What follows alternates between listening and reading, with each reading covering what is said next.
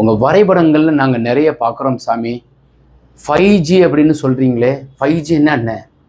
Borewell, மழைநீர் சேகரிப்பு, sump, septic tank, water tank.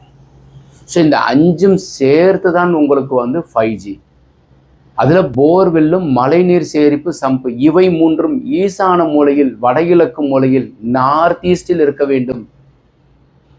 ஈசான மூலைக்கு உண்டான கிரகம் யாருன்னா குரு பகவான், குளிர்ச்சியானவர். வடமேற்கு வாயு மூலைக்கு உண்டான கிரகம் யாருன்னா சந்திரன், மனக்கழிவுகளை அகற்றி உடல் ஆரோக்கியத்தை கொடுக்கறதுக்கு உண்டானது சந்திரன். ஒரு ராசியிலிருந்து இன்னொரு ராசிக்கு பெயர்ந்து போறதுக்கு 2.25 நாள்.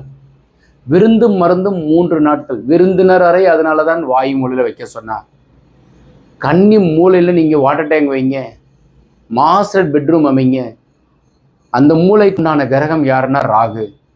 ராகு போர் கொடுப்பார் இல்லை. நீங்கள் கன்னி மூலை பெட்ரூம் அமைச்சின்னா ராகு பகவான் உங்களுக்கு ஏதேஷ்டமாக கொடுப்பார்.